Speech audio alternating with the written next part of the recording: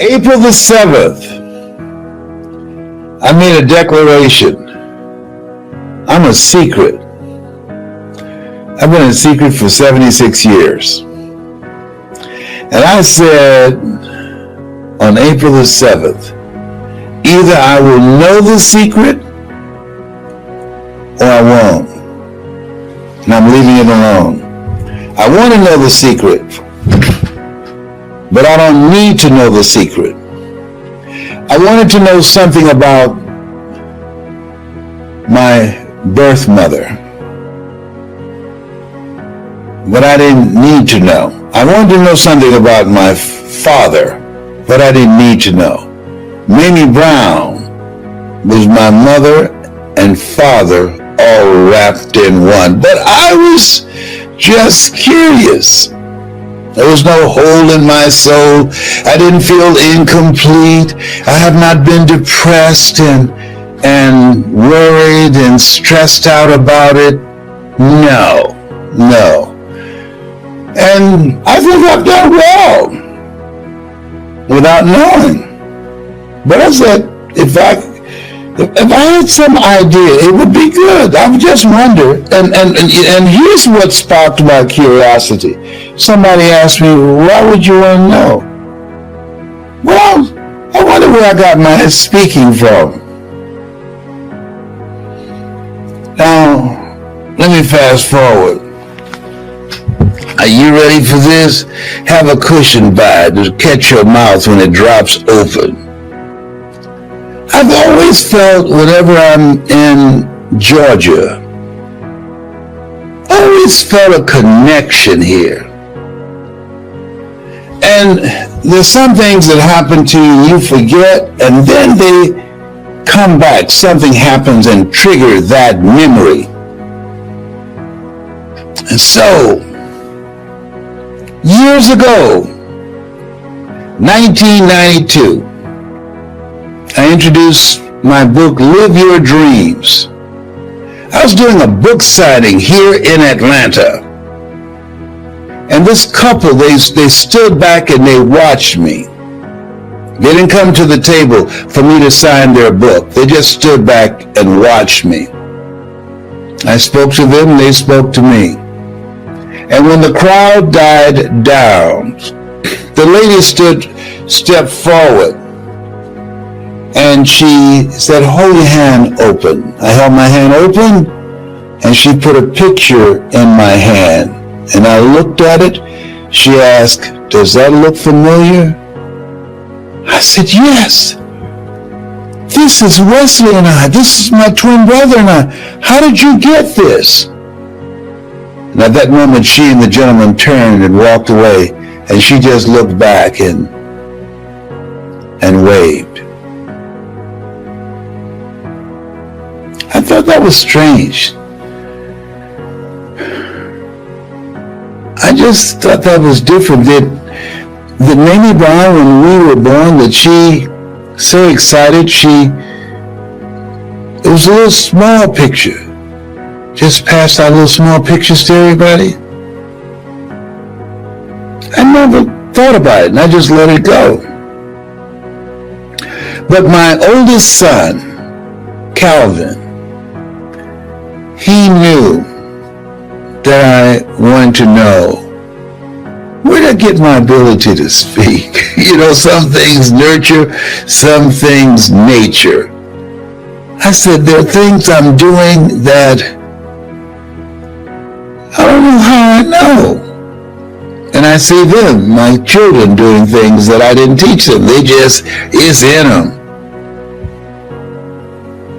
So Calvin, unbeknownst to me, went on 23andMe, started searching, ran to a wall. Then he went to Ancestry. And was a lady that he ran into on 23andMe.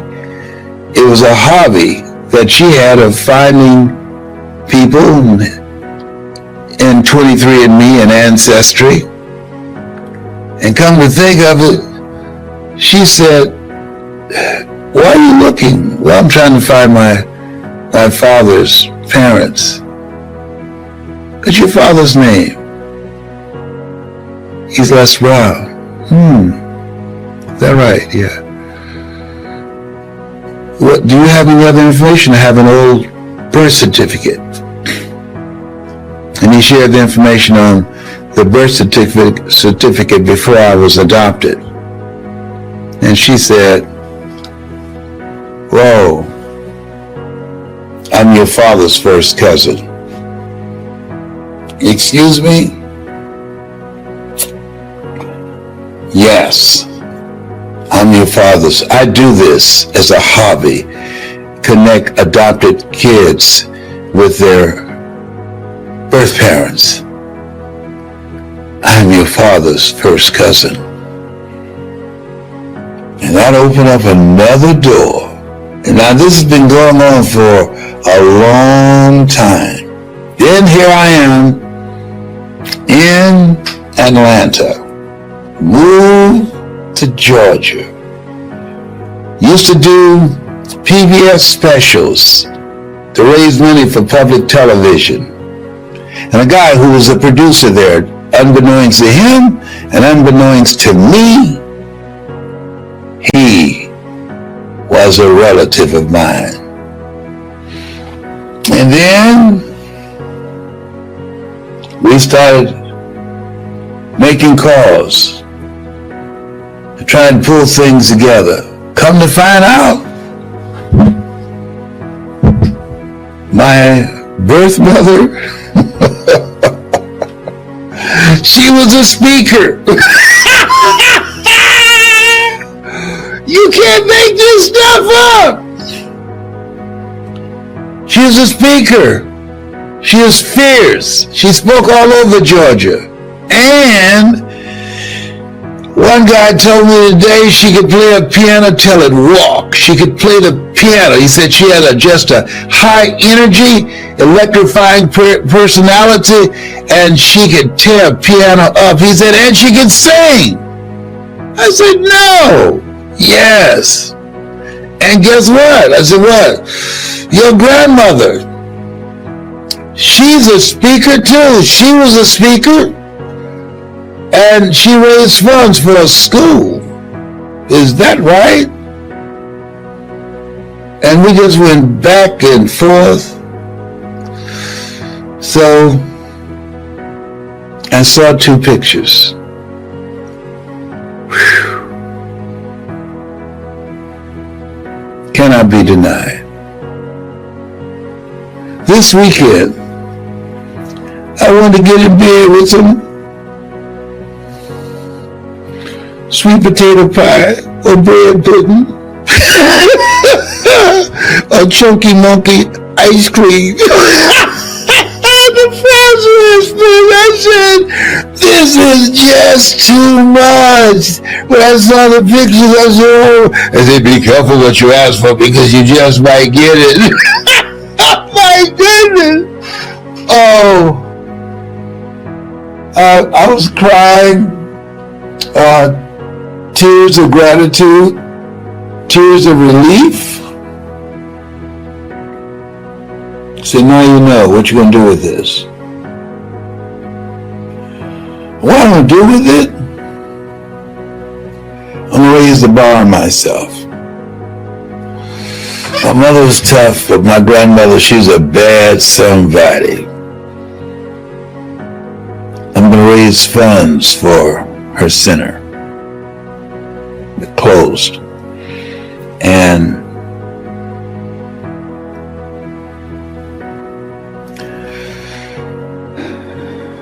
I've got family members here. I know their names. I don't know how you go up in there and share this. So I'm pumping my brakes. But I know I just wanted to give a report that my prayers were answered. I call my son every day and say, thank you. Thank you, Calvin. He went on Ancestry and 23andMe, and he just was relentless. And he broke the code of silence, of the secret. When they sent me some pictures, I said, whoa.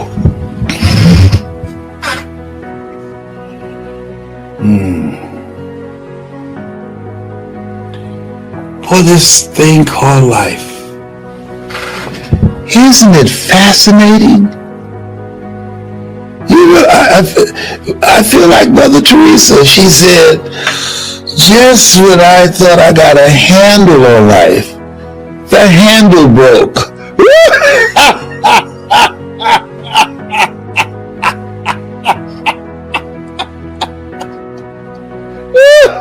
Oh my goodness. I mean, who does this at 76? At 76. When I saw this dude's face that looked like mine, I said, whoa. They said he was a shop dresser. He was a ladies' man. Now that explains all those children behind me. The devil is a liar.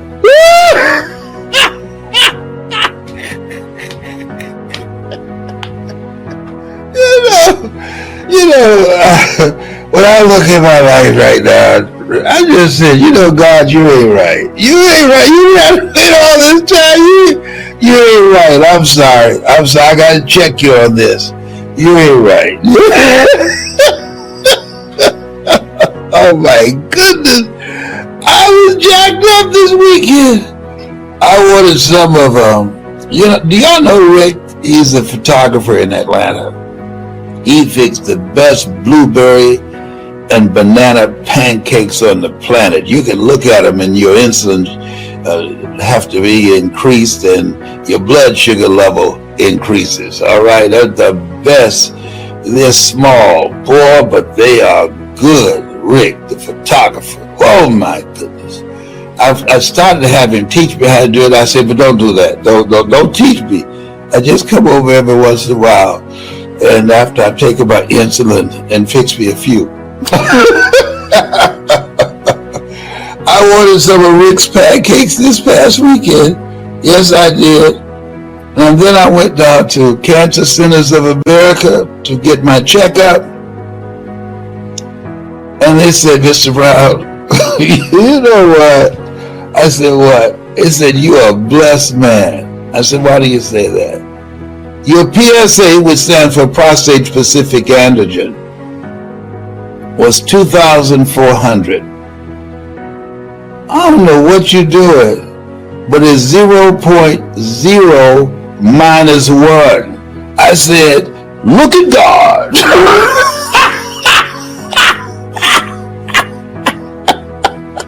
I said, won't he do it? The nurse practitioner, she was startled. I said, won't he do it? She said, yes, he'll do it, he'll do it.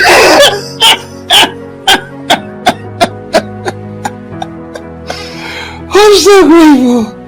I'm so grateful. Can y'all tell I'm happy? Did I tell you I'm happy?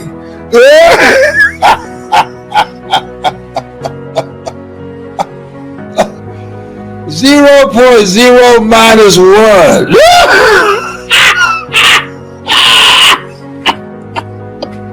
From 2,400. When your PSA that high, you just need to park at the cemetery and just walk on in and just jump in one of the open graves.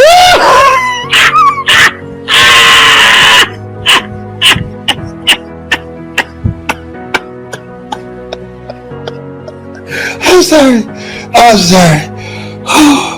Oh, behave. Hello? So I'm a happy camper. I was so happy when I was walking. I was coming out of there. I was a happy camper.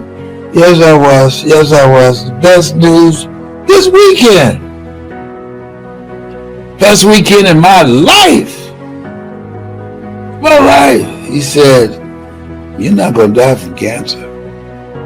No. Whatever you're doing, you keep on doing it. As Reverend Ike would say, you can't lose with the stuff I use.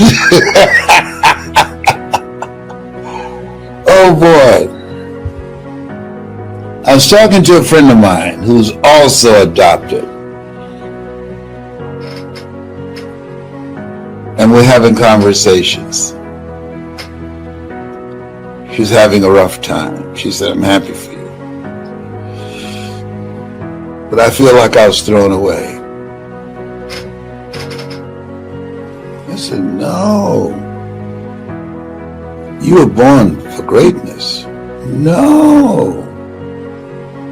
If somebody took you in, didn't carry you for 9 months, you were chosen with love. No. We gotta talk, sister, up in here. This thing called life. It's like a box of chocolates. You never know what you're gonna get. That's all I got to say about that.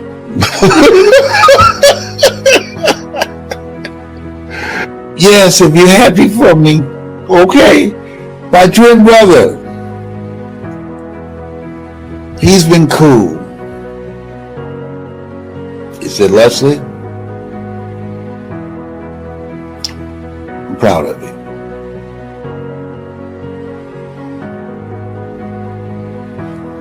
When he saw the pictures,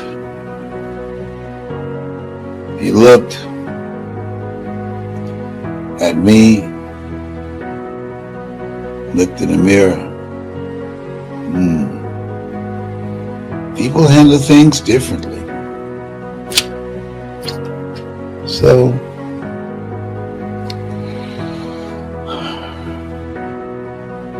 but he said he's proud of me. That's the second time he said that in 76 years. Proud of what I've done with my life, and proud of the fact that I was able to find out who our birth parents were. They're since gone, but we got pictures now. And stories. Some of y'all out there know her, especially those of you who live in Gainesville, Georgia, not Ohio. You know. My mother said my mouth is like a refrigerator, can't hold nothing. I ain't saying no names or nothing.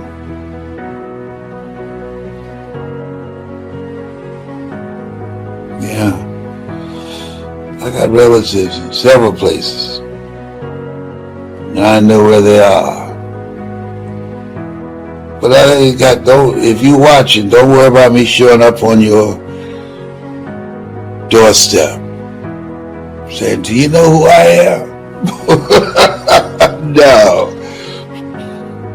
If they allow me to.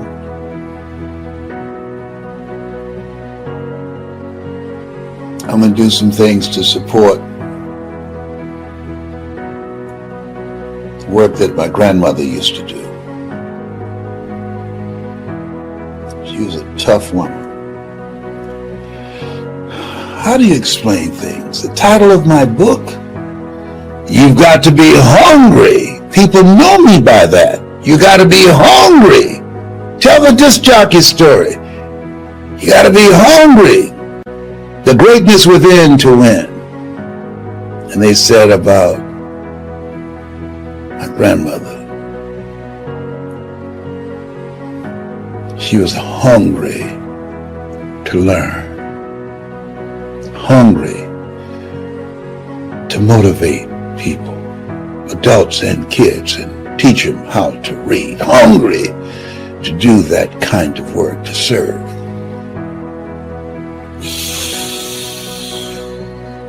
Now, this explains it. This explains it. can't help it. I have the can't helps it. I have the can't helps it. That's it. I have the can't helps it. I have the can't helps it. I gotta speak. I gotta motivate you. I gotta encourage you. I gotta inspire you. Why? I got the can't helps it. It's in my blood. It's in my DNA. I got the can't helps it. Yeah, that's what's wrong. That's why I can't stop. Yeah. I remember one day I was speaking at this event, and I said, when I get fired up, I'll make a paraplegic jump up and run. I did not know that Darryl Stingley, former professional football player, was in his wheelchair in the back of the room. He said, hurry up. I said, oh my God. And we both laughed. Oh, okay.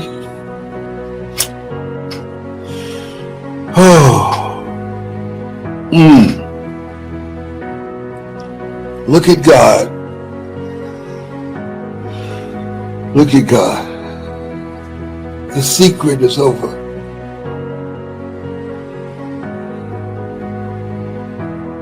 For me. For me. And I didn't allow the secret to define me. Even though I did not know, because of Mamie Brown, God took me out of my biological mother's womb and placed me in the heart of my adopted mother. Because of Mamie Brown, I'm Mamie's boy. Because of her, come on now. I have this mindset that I want to do something to help somebody. Help people. Because I'm just like her.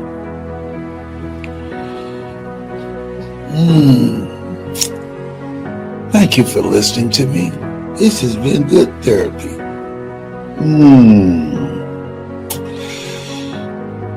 Would you put in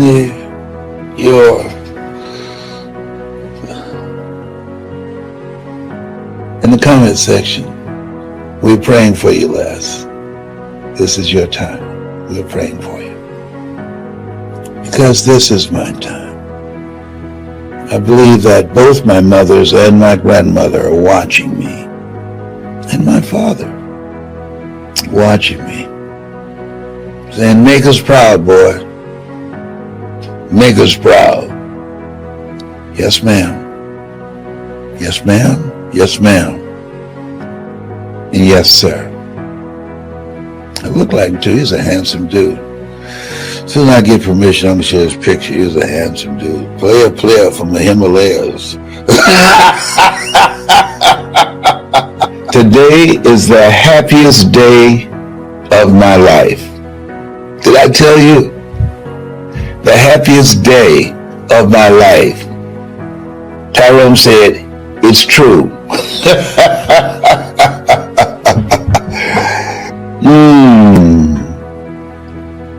Happiest day of my life. I've always had a prayer that one day I'll be able to see the face of my father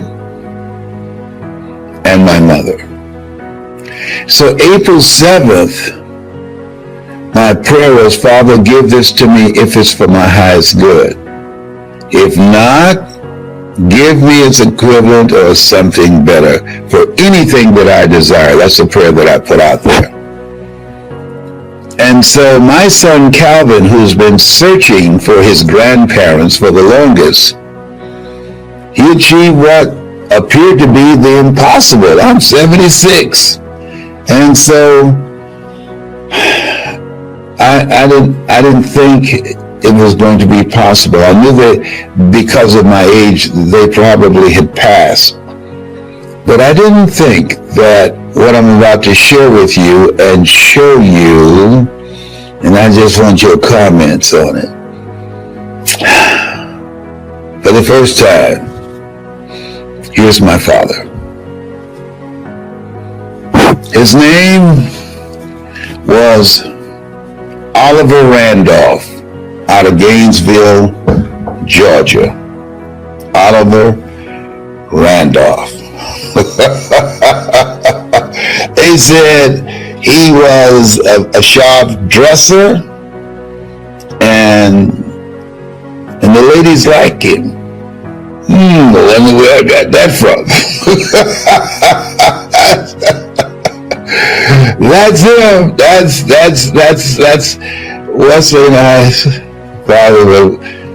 We share some brothers here, and so this is my father. I just saw his picture for the first time because of Mario, who's a first cousin that works for Delta Airlines. She had a picture of him from Gainesville, Georgia. And so now, I always, when I speak, I said, God took me out of my biological mother's womb and placed me in the heart of my adopted mother, Mamie Brown. So here is my biological mother. Some of you in the Gainesville area and in Georgia saw my mother. She was a fierce motivational speaker. I wonder where I got that from. And they said she could play a piano so good she could make the piano walk. And not only was she a great speaker, but she also was a pianist and she could sing. And they said she was funny. She was a comedian. Okay? I said, come on! You gotta be kidding me. Yes, and so your grandmother, Beulah Rucker Museum, the Beulah School that taught African American kids how to read, they said she was hungry. Listen to this, hungry to learn. And she taught herself the alphabets by reading newspapers that were used on the wall to insulate the walls in the cabinet where she stayed. Taught herself to read. She went to a college and they asked for money and she held her hands out and said, these two hands can work. And the headmaster turned her away and she came back again. Sounds familiar? She was hungry to learn and held her two hands out again and said, these two hands can work. And so the principal, the head of the school, he let her in. And she did work for him and for all the other instructors. Beulah Rucker. But here's my mother, Dorothy Bell. You can't make this stuff up! You can't make this stuff up. Can you believe this? That's the person that God took me out of my biological mother's womb. Yes. Hey, hey, Taylor, I want you to cue up Mama holding Wesley and I. Okay, cue that up and put that there so I can break that up. And then when Wesley and I were little boys, put those two there. Put those two slides there. So that's Dorothy Bell. Dorothy Bell Rucker.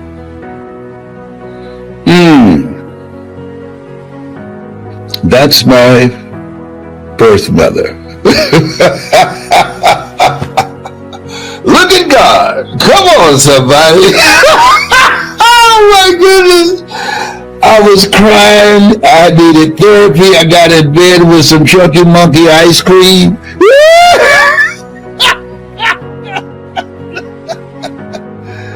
I didn't know what to feel. Oh my goodness.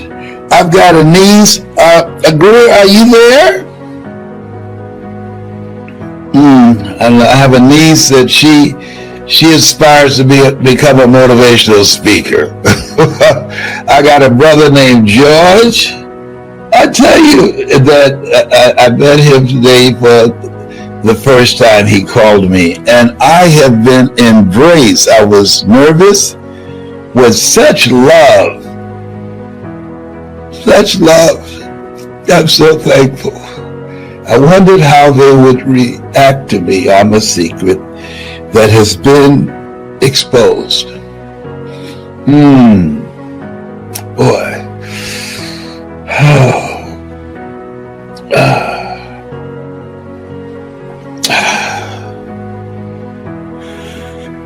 Well, I didn't know. I'm just so grateful.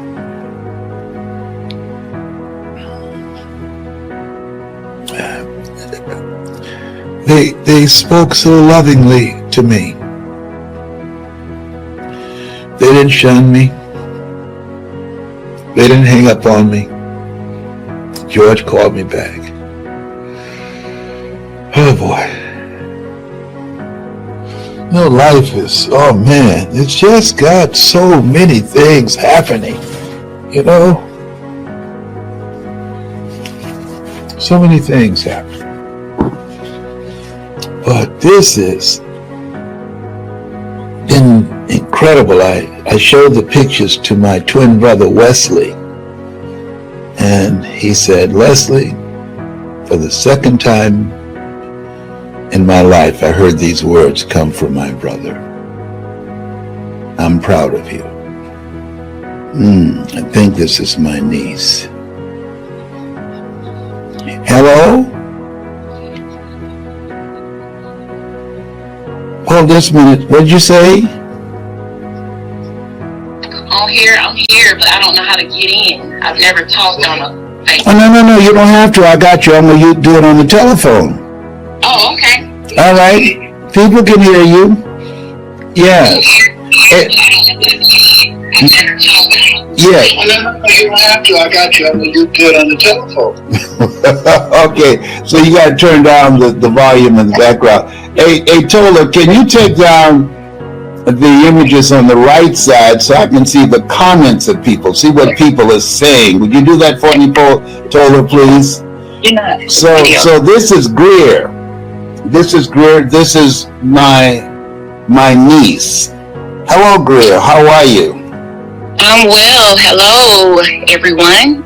Yeah. Wait a minute, Tola. Are you still there? Let me see if Tola. He's my engineer. And I want to find out if he's still orchestrating things. He wears a lot of hats. Yeah, can you move the images on the right so I can talk to my niece and I can see the comments of people? Absolutely. Thank you so much. Let me see here what people are saying. Yes, and so all right, Greer? Yeah. Okay, now tell me now, so Dorothy Bell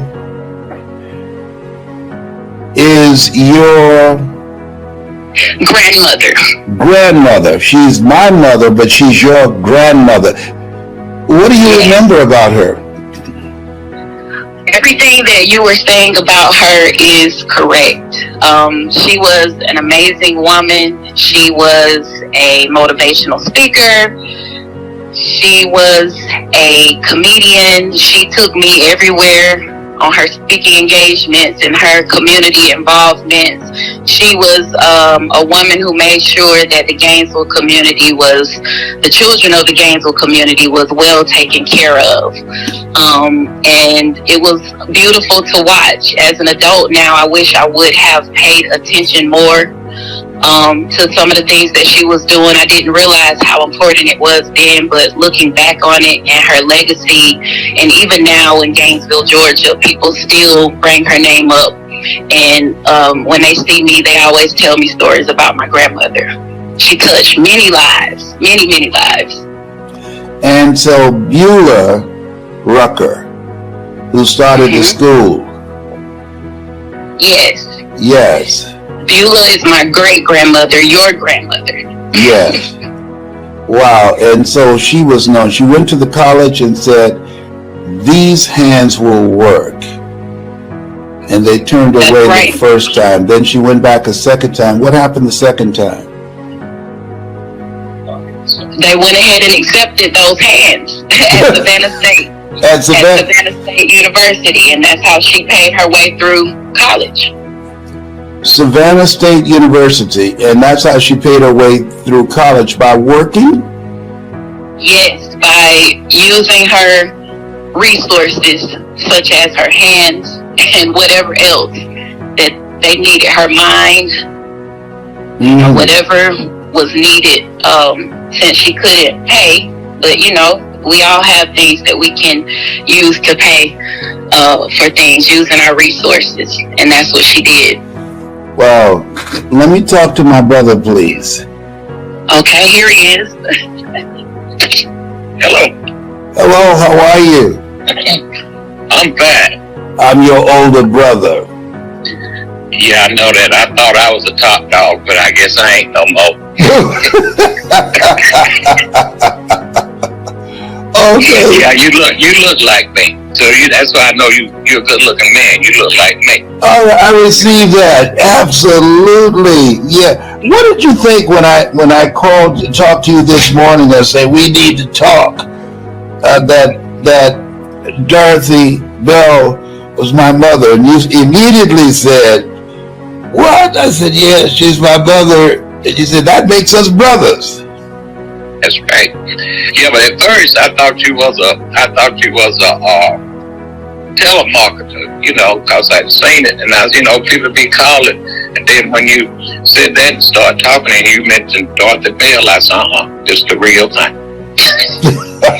When you told me about my mother and what she had done, and I said, man, you didn't hear me, but I threw a little water too out there. Yeah. Oh yes.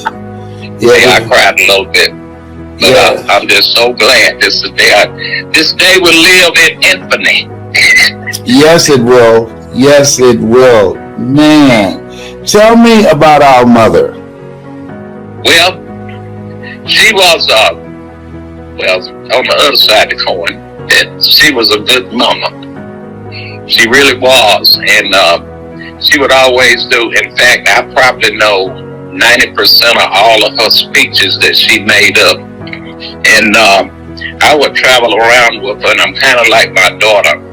At that time, I didn't care about a lot of things, but she taught at my grandmother's school. See, my grandmother Beulah, our grandmother, our grandmother Beulah had the first veteran school in the state of Georgia for black off-white. And she started that. And I wondered how she was able to she had a whole army barracks. And I was wondering how she was able to do that. And after research, and I found out she and Eleanor Roosevelt was good friends. I said, that's how that happened. And wow. She was able to get some things done. And she also, it was called a Beulah Industrial High School. She taught bricklaying she didn't teach it, but she had teach bricklaying to the veteran that got out of school, got out of service during the Korean conflict, and they would come down and she would teach them. And she also taught basic education. They taught heating and air conditioning, sewing. She had it all going on for them. And at the time, this was just unheard of for a woman of color to be able to do these kind of things in the early 50s, and late 40s. This is just unheard of. And I think about a lot of times, has she been coming on now with all the resources, no telling what she had done, but that was her time. And our grandmother, she ran a boarding school too for kids who couldn't afford to pay. I mean, couldn't afford to be there, but what she would do, my grandmother wouldn't give you anything. You had to work for it. And so she would have girls staying in one part, boys in the other. So she had a half a day of training for the girls, half a day of training for the boys. They had to work. To show you how she was, she ran a little store. Sold sodas for a nickel. I remember asking her, I said, Grandma, that's what we call her. I said, can I have a soda? She said, you got a nickel? I said, no. She said, well, you go there and move that lumber and I'll give you a soda. Now, you know, she just believed in you working. And that's what her philosophy was. And my mama taught school there. My grandmother, she was two other teachers that taught. And if I wished it, I don't wish it, because God had his plan for us that we met at this time, and it was a reason. It's a reason for this. You know what I mean? Yes. Yes, I do. Yes. What? And I'm at peace with that. I'm glad that I'm sure that she's looking from the other side, celebrating that we finally met.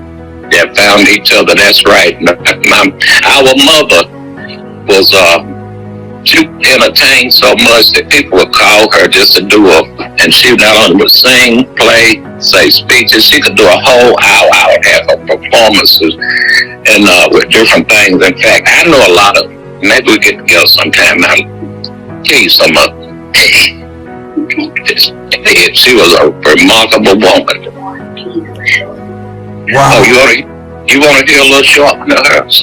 Yes. Are you a Muslim? Huh? Yes. Well, I went to church just the other day. The preacher was preaching in the good old-fashioned way. He was discussing the Bible so good that I began to holler. I found myself in the flow just a while. Deacon came up and said, how does you feel? I said, I feel so good from my head to my heel. He said, that's it, brother, that's it. That's what you're supposed to feel. Well, about 3 days later, I was walking down Spider Spring, singing, goodness and grace. Stop. I saw these clothes on the line, and I looked around. I didn't see nobody. Now, you might think I got a religion, or you might think I was still in sin, but I sure stole these clothes to be baptized in. I just want a minute of thanks. She wrote that? Oh, so she wrote poems too? Yeah, she wrote all that. And I got about 10, 12, 15 that I found the other day. Oh my goodness. Oh, I got to get some copies. Oh yeah, you know you'll get them, brother. Yes. Oh man, wow. That just want a minute. I take up too much time of your program trying to tell y'all of it. No, you won't. No, you won't. The people who follow me, they love my story, and this is a new story in my life. Wow. So speaking is in my blood. Yeah, you got it naturally. You got it naturally. And well, you sure you want to hear another one? Yes, I do. You got time? Yes, sir. Okay. Well, you know, they always talk about we not having much. We don't have much knowledge. You know, they always say that we don't talk much. Well, I had an uncle back in the day. You had an uncle too back in the day. His name was John. Well, John stayed on the plantation, and he didn't know but 2 words. Yes, sir. Well, the master had another plantation owner that came over to see him, and he said, I heard you got a person down here. We ain't gonna use those other terms. You know what I'm talking about. Yes. He don't know nothing but 2 words. Now, I want to see how smart he is. Now, if he can remember what I tell him, I will buy his freedom from him. He said, okay. So the master said, John, come up here, Yaza. So he came up there. And the other plantation owner said, John, those pants you got on, don't call them pants no more. Call them cubelos. Yaza, that bed you sleep on, don't call it bed no more. Call it easy sister. Yaza. He said, now that cat over there, call it cat no more. Call it white persimmon. And that fire in the fireplace, don't call it fire no more. Call it red hot coals of Fauntleroy. And he said, come on out here. You see that bun right there? Call it bun no more. Call it the High King of Chickamauga. He said, yes, sir. He said, now, that pun down there, call it pun no more. Call it the Age of Revelation. He said, yes, sir. Well, about a week later, John was knocking on the door. Master, master, master, rise up off your easy sister, jump into your cubeload. The red hot coals of Corduroy popped on white persimmon's back, and she headed for the High King of Chickamauga, and without the Age of Revelation, our kingdom would be destroyed.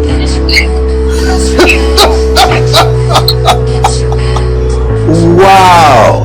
So she wrote, she was a comedian, she sang, she played the piano, she spoke. Yeah. And that's how John got his freedom, see? So use your mind. Use your mind. Boy. And so our grandmother, how did she learn how to read? Our grandmother. Yes, Beulah. You just tell the newspapers on the wall. She learned the alphabets and learned how to read from that. The article said about her said she was hungry to learn. Yes. Yes, that was our grandmother. And my new book is called You've Got to Be Hungry. That's pretty good. Wow. That's good. Look at God. I said, you got to be hungry. That's the title of my book. And the subtitle of it is The Greatness Within to Win. She was hungry to learn and started a school for kids and adults. That's right. Man. That's exactly right. She did that. And she always felt that you shouldn't be given anything. You need to work for it. And she gave you something to do. She has some property that she sold to some people that never did pay her. She died before they paid her, but they couldn't pay her, so she would let them work, and she signed the papers for them to get their houses built. But it didn't seem to bother her. Money was not an issue for her. She knew how to make it. And she would have my mother. She would have what they call a little social on Saturday nights, and you paid a nickel to get in. Now, we had an old bus, and I'd drive it around and pick up folk. And she would have them to come in. You had to pay a nickel. If you didn't have no nickel, you had to sweep a floor or something to get in. And that's what she did. She just believed that you had to pay. And at 10 o'clock, every Saturday night at 10 o'clock, it was over. She just blinked the lights twice. And it was over. To give you an example, my wife and I were staying in the house up there, and we had some friends in, and having a little get together. And at 10 o'clock, them lights blinked, and she was already dead. It blinked twice, and I said, "Okay, y'all got to go." That's what you talking about. I said, "Y'all got to go." I know what that meant.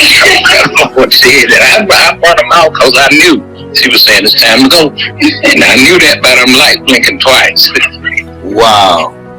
Oh man, that is just incredible. Well, George, I'm so glad this is the happiest day of my life, meeting my other brother. Thank you so much. Y'all received me with such love. All right. Well, we're going to be seeing each other real soon. I'm coming to now. Where do you live? I live in Oakwood, Georgia. Oakwood, Georgia. Okay, and I'm in Ackworth. And I'm coming to, we got to get together in Gainesville. I got to come to the museum where our grandmother has a museum honoring her work. Yes, and we have a educational building there that we can have a small get-together with the rest of the family. Okay, that sounds great to me. Okay, thank you for all your time, brother, and I'm sorry I took up all your time. Now, you ain't got nothing to say. Oh, yes, I got a lot to say. I want to thank you and your wife and my niece for receiving me And I can't wait to connect with my brother and the rest of the family to let us know that we have finally got the last piece to the puzzle. All right. God bless you. Thank you. God bless you as well. Thank you. Bye now. Bye-bye. Oh boy. That's my brother George Rucker. Oh boy. Oh, wow. Oh me. I tell you, this thing called life. Mother Teresa said, just when I thought I got a handle on life, the handle broke. Oh my goodness. Who would have thought? Oh my goodness. I got to collect myself after talking to my brother George Rucker. His mother, Dorothy Bell Rucker, we have the same mother, and her mother was Beulah Rucker. And we got Ruckers everywhere, and Randolphs and everything else. Wow.